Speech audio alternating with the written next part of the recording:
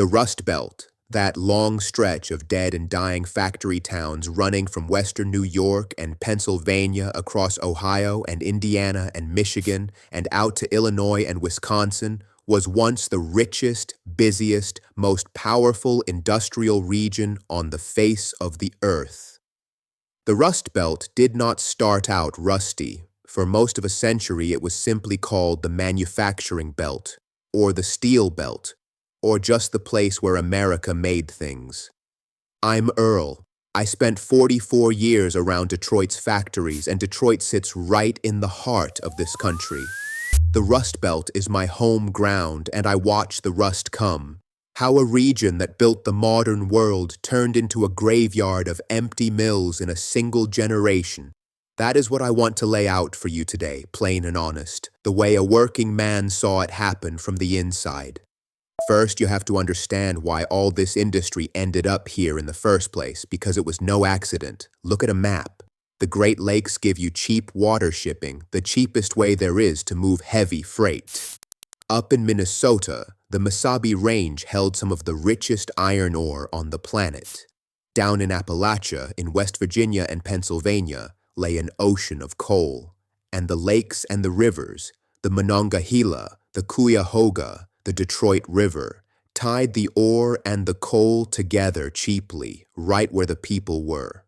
Iron ore by boat from the north, coal by rail from the south, both meeting at the water's edge. That is the recipe for steel, and steel is the recipe for everything else. So heavy industry grew up along that water like a city grows up along a road, and grow it did.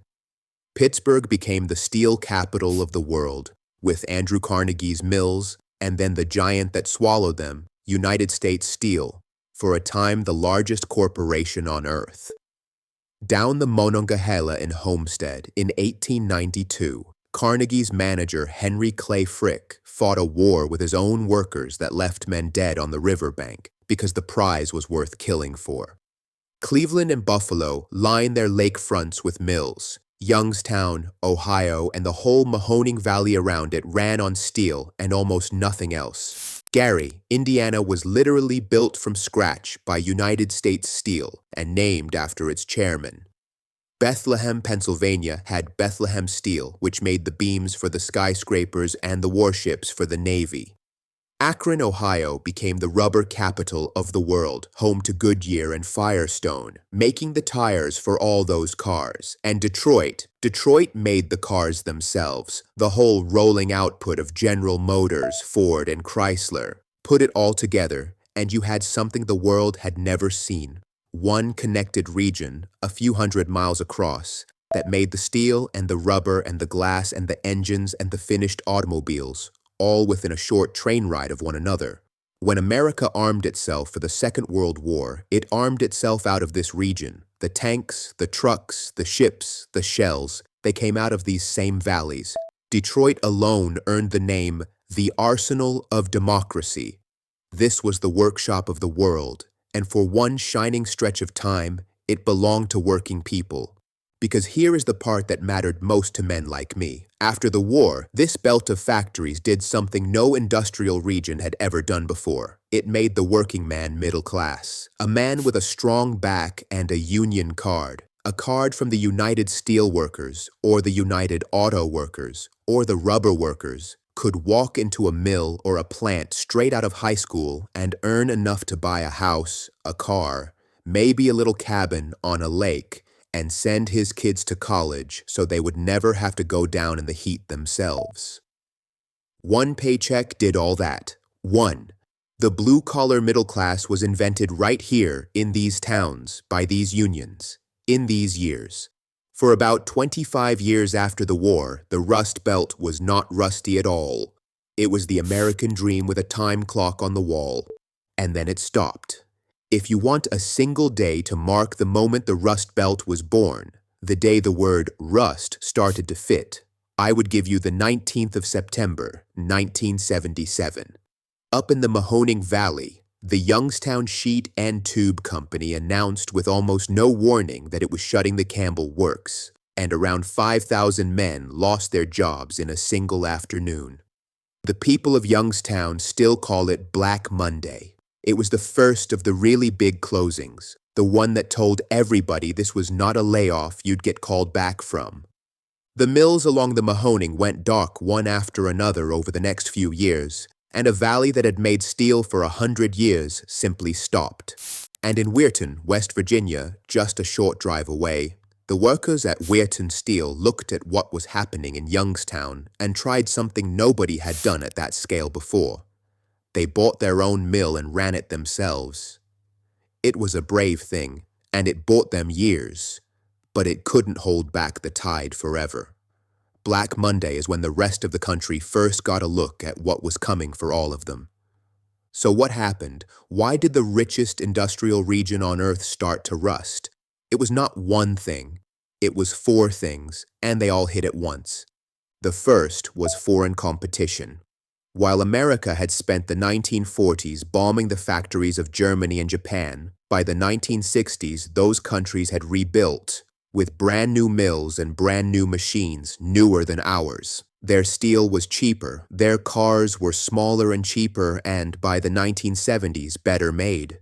When the oil crisis hit and gas got expensive, the American buyer looked at a big, thirsty Detroit sedan, looked at a little Toyota or a Datsun that sipped gas, and started buying the import. Foreign steel and foreign cars came pouring across the docks, and the Rust Belt, which had never had a serious rival in its life, suddenly could not sell what it made. The second thing was the machine. The same automation that came for the coal miner came for the steel worker and the auto worker. Newer mills overseas used a process called the basic oxygen furnace, and later the electric arc furnace and continuous casting that made steel with a fraction of the men.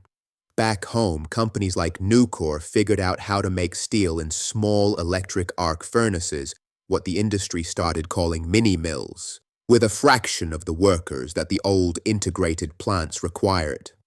The big Rust Belt mills, built for a different era, couldn't match that efficiency. Robots came onto the assembly lines in Detroit, and out in Lordstown, Ohio, GM's Lordstown assembly plant became a flashpoint.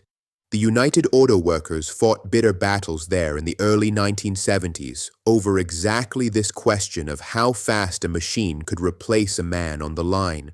The companies could make as much as before with half the workforce, so half the workforce wasn't needed. The work didn't all leave at once. A lot of it was simply done by a machine that didn't take a lunch and didn't join a union. The third thing was money, and this one is colder. By the late 1970s, the old mills were worn out, and the men who owned them had a choice: pour a fortune into rebuilding them, or take the profits and run. A lot of them ran. They had already learned they could move a factory south to the non-union Sun Belt, where wages were lower and no union card was waiting. And after that, they learned they could move it clear out of the country, to Mexico or Asia, where labor cost almost nothing. Then, in the early 1980s, the Federal Reserve under Paul Volcker jacked interest rates up to break inflation, and it set off the worst recession since the Depression. The strong dollar made American steel and American cars even more expensive abroad, and made the imports even cheaper at home. For the old industrial towns, the early 80s were a massacre. Bethlehem Steel, which had once built the beams for the greatest skyscrapers and the hulls of warships, limped through those years and finally filed for bankruptcy in 2001, the end of a name that had meant American strength for over a century. And years later, in 1994, a trade deal called NAFTA made it easier still to build things in Mexico and ship them back. One more door held open for the work to walk out of. The fourth thing was the one nobody likes to say out loud, and I'm too old to dodge it. A lot of those companies just gave up.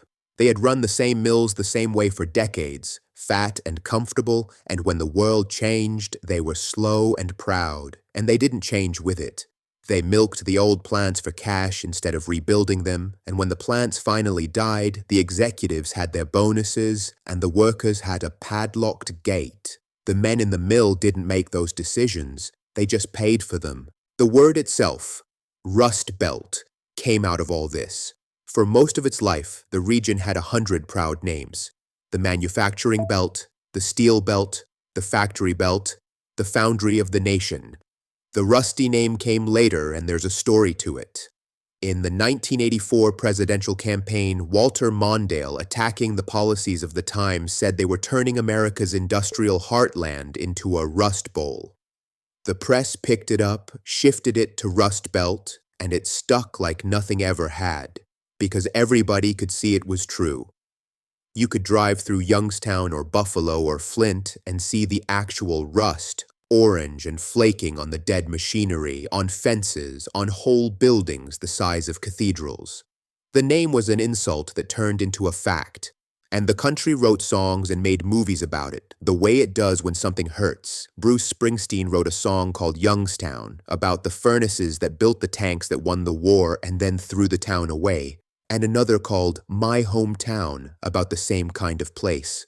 Billy Joel wrote Allentown about the Pennsylvania Steel and the men standing in line for work that wasn't coming back. And out in Flint, Michigan, a young filmmaker named Michael Moore made a movie called Roger and Me, chasing the chairman of General Motors, Roger Smith, around to ask him why he was closing the plants in the town that built his company. That movie put a face on the whole region.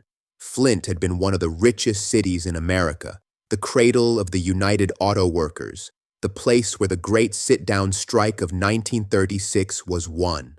By the time Michael Moore was done, it was becoming a symbol of everything that had gone wrong.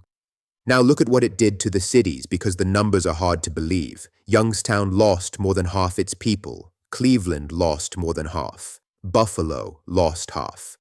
Gary, Indiana, the steel city built by United States Steel, lost more than half its population, and a good part of it now stands abandoned. Flint collapsed. Detroit, my city, the fourth biggest city in the country in 1950 with almost 2 million people, fell to around 640,000. It lost more people than most American cities have ever had. These weren't slums that emptied. These were the proudest working towns in the nation, and they hollowed out from the middle, the way a great tree rots from the heart while the bark still looks alive. And when the plant closed, there was nothing behind it. This is the same cruelty I've told you about with steel and textiles and coal. And now you see, it was all one story. There was no second industry waiting. The mill was the town. So when it died, the town died with it. The corner bar, the hardware store, the church, the union hall, the schools. The young people who could leave, left. The ones who stayed grew old in a place that was getting smaller every year. The federal government had a program called Trade Adjustment Assistance, TAA they called it, meant to retrain workers whose jobs had been wiped out by foreign competition. The idea was right. But retraining a 50-year-old steel worker for a desk job he never wanted, in a town with no desk jobs anyway, was not much of an answer for what had happened to these valleys. And into that emptiness, in our own time, came the same plague that hit the coal fields, the opioids, killing the sons and grandsons of the men who had made the steel. Deindustrialization is a long word that economists use. On the ground, it just means a man's whole world closing one Friday and never opening again. Now I'll be fair, because the story isn't all one color. Some of these places clawed their way back. Pittsburgh, of all of them, buried its dead steel mills and built itself over again on hospitals and universities and computers. The folks there call it eds and meds. And today, Pittsburgh is a cleaner, healthier city than it ever was when the sky was orange from the furnaces, the rivers that used to catch fire.